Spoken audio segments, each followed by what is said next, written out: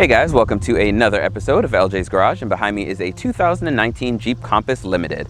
And Jeep says this is designed to take you off the road, off the clock, and everywhere in between. So let's find out what this Compass is all about. This is the second generation of the Compass, and it was introduced back in 2016, the goal of which was to make this more stylish and more appealing to buyers. So what did they do? They decided to steal the looks of the Grand Cherokee and put it on this mini baby Grand Cherokee. As for where this falls on the Jeep lineup, this is a subcompact, so it falls right above the Renegade, just a little bit bigger, and then it falls just below the regular Cherokee. So smack dab right in the middle. It's a compact SUV, plenty of cargo space, plenty of space for people, and it just fits right in that little niche market of subcompact SUVs. You've got four options when it comes to the Compass. You've got the Sport, the Latitude, the Limited, and the Trailhawk. So starting with the Sport model, the base model, you can get that one with front wheel drive, and it's the standard motor and everything like that. And it doesn't really have a whole lot of bells and whistles, but for $1,500, you can upgrade from the front wheel drive to four wheel drive, and that's a pretty sweet bargain. And then moving forward, you've got the top end trim, which is your Trailhawk.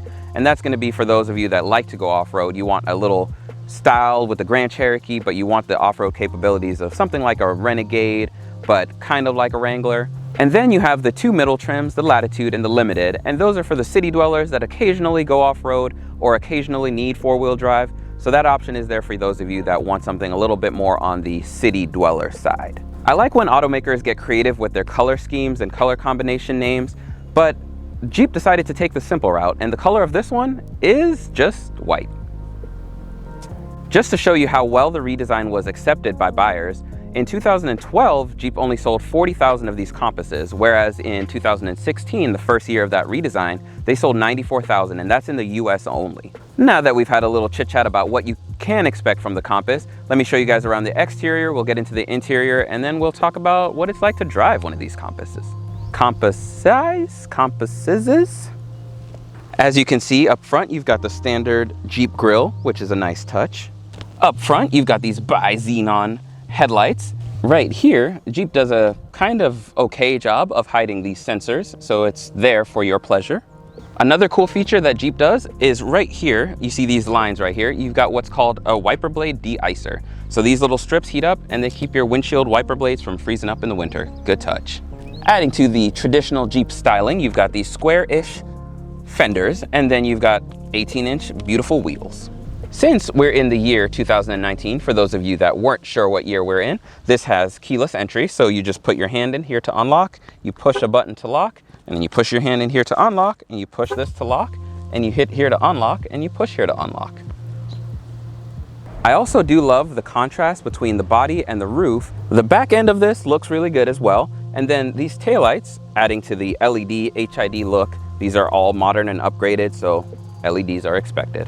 Some features on this key fob since we're here and I'm getting ready to show you the trunk. You've got your unlock, lock, and then you double tap this to open up your power tailgate, and then double click this and that will do your remote start. So really cool features. Since this one is the Limited, it does not come with the power tailgate. That's something that you can option out or go for a higher trim. So standard, you're gonna have the normal tailgate where you have to use your muscles and do a little bit of manual labor, but it's not so bad. When it comes to cargo space, the Compass has plenty.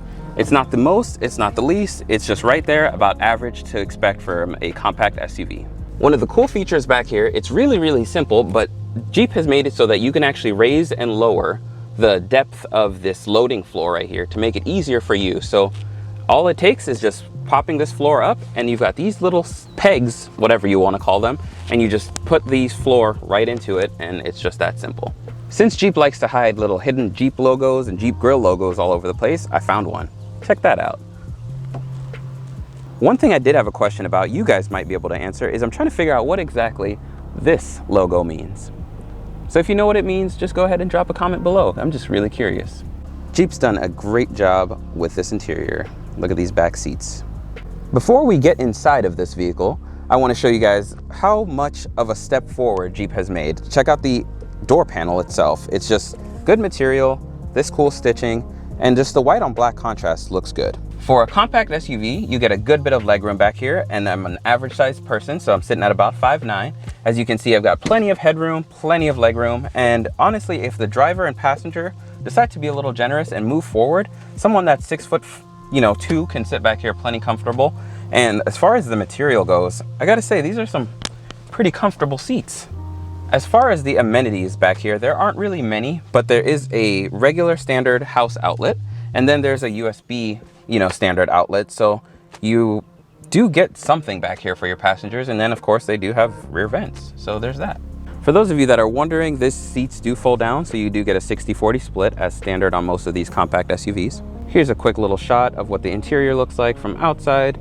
And I honestly think it looks good. Something that sets a luxury car apart from a regular everyday car is the fact that on a luxury car, you would have power seats here for your passenger. But in this, it's just gonna be normal manual controls. So you just gotta grab and slide just like in the old school days. Whenever you get into these compact SUVs, certain things have to give whenever you're giving up space. One of those things is you have this sliding armrest, so you can actually use your armrest or you can have cup holders. You gotta decide which it is for the day or the occasion. But it is a cool touch that Jeep does this where it slides instead of popping up like some of the other manufacturers do. One of the things that this is missing that I really, really wish that they just made standard is the panoramic sunroof. It's a great feature to have. It opens up the vehicle a lot. And instead of being in a compact SUV that feels kind of small sometimes, you get that open air feeling. And to me, it's what makes a Jeep a Jeep. Since again, we're in 2019, the safety features on this are out of this world, or I guess they're of this world. Jeep has you covered. So again, you've got your backup cameras, you've got parking sensors, you've got lane keep, lane sense, you've got cruise control, lane sensing, this, that, and the other. So all the safety features are available. Some of them are standard and some of them are an additional cost, but just know that Jeep does have those available to you. Under the hood is a 2.4 liter 4-cylinder. They call it the Tiger Shark. You would think that this would be hydraulic at this point, but cost savings and all that good stuff, sure, yada, yada. The Tiger Shark makes 180 horsepower, 175 foot-pounds of torque, and comes with a 9-speed automatic transmission. You can also get this one with, wait for it, a manual transmission, but only in the bottom 2 trims. Jeep uses this really cool system called Uconnect, and it's just tied to an 8.4-inch touchscreen. Very awesome system. Uconnect works really well. You've got Android Auto, you've got Apple CarPlay, and then all your climate controls are available up here. So this one's got heated seats, heated steering wheel, so you can adjust everything from there. Same with all your climate control settings. Those same climate controls buttons are actually available down here with physical buttons. The one thing I do have to say is I wish Jeep did a better job with their button placement. So you've got different things like your automatic stop-start button is way down here, whereas like BMW puts it right next to the start button. With their 4-wheel drive system, Jeep also gives you the option to keep it in automatic, where it'll automatically detect what terrain you're on and adjust accordingly, but then you can manually put it in snow, sand, and mud. Sticking with the digital theme and moving to the 21st century, you can see that we've got digital displays right up in there. And so you can see a lot of different things. You can see your safety settings, you got your tire pressures. There's all sorts of different things that you can display with these gauges. Before I hit the road, I forgot to give you guys the gas mileage numbers. So we're looking at 23 city and about 32 miles per gallon on the highway. Pretty decent numbers, and it's a 13-something gallon tank. I'm gonna start with the negatives on this. And the biggest negative is gonna be this transmission. So it is a smooth shifting 9-speed automatic, but it is a slow shifting 9-speed automatic. And it really doesn't do any justice to this motor because the motor itself isn't bad, but this transmission really holds it back. The comfort in here, very nice. It's not BMW, Audi level of comfort, but for an American car, Jeep gets it right. They do check that box on comfort. And the seats, like I said, just like the rear seats, they feel good. They hold you just right. No real complaints on that part. I did also forget that one of the coolest things is that Jeep has partnered with Beats, and so their preferred premium audio manufacturer, whatever you want to call it, is Beats Audio. So trying out this lane sense, you can see my hands are off the wheel. The car is doing a great job keeping it in a straight line, and honestly, I gotta say Jeep gets that right as well. When it comes to turning, Fiat Chrysler, they never really gave me a vehicle where I said that, man, those guys really know how to make a cornering vehicle. Yes, the Fiat 124 and stuff like that, based on a Miata, that can handle corners. This thing, not so much.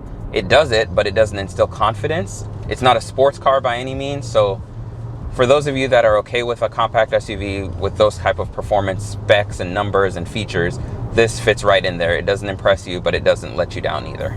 Another point I want to bring up is that because of how they've placed this car, and especially with the pricing, I've always been told that you don't want to compete with yourself, and it's something that I hear a lot with this specific car. You've got the Renegade right under it, and then you've got the Cherokee right above it. The prices are so close to each other that these cars end up competing with each other. And so why did Jeep do that? Is it working? Is it not? I don't know. But if you're on the market for one, you're definitely going to want to look at the Renegade and the Cherokee, because the Cherokee is just a little bit larger, about 10 inches or so. And that makes the world of difference for some buyers. But then you've got the Renegade, which is a whole different kind of animal.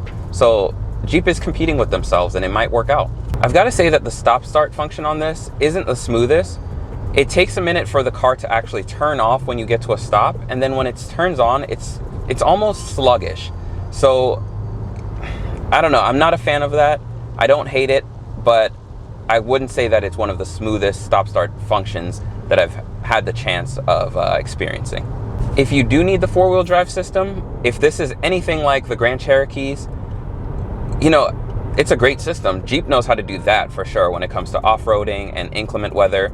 So this is something to keep on the list if you need four-wheel drive or want four-wheel drive. My closing thoughts on this would be that if you're someone that is a city dweller and you occasionally go on some back roads, or you might go camping and hit the off-roads, or you just live in somewhere that might be like upstate New York and you get some snow, these are pretty awesome. They're great for parallel parking, they're great city cars, they're great commuter cars, and they're perfect for getting to work every day. And the occasional moment that you do get some inclement weather, I think that Jeep has set this up just right to bring you that perfect balance of city car and off-roading vehicle.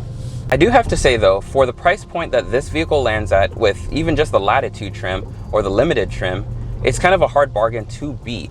When you start throwing in different options and such like that, it can become a little pricey, but you do get this sense of luxury out of Jeep that a lot of cars on their lineup don't quite achieve. And so trying to inspire and build this, you know, as a baby Grand Cherokee, they've checked all the boxes and accomplished that. And so it makes you feel good at that price point. It does so much right that it doesn't leave you wanting a whole lot more. Unless you wanted more space, better fuel economy, there's really not a whole lot else left that this vehicle can't provide for you. Except for one thing, and that's speed. It needs more power or a better transmission. But that's a whole nother topic, and some people won't even notice, some people don't care. But that's my one complaint with this. Thank you guys for checking out yet another video in LJ's Garage. Be sure to hit that like, comment, and subscribe button. Let me know down below what your favorite compact SUV is, or if you have any questions about the baby Grand Cherokee.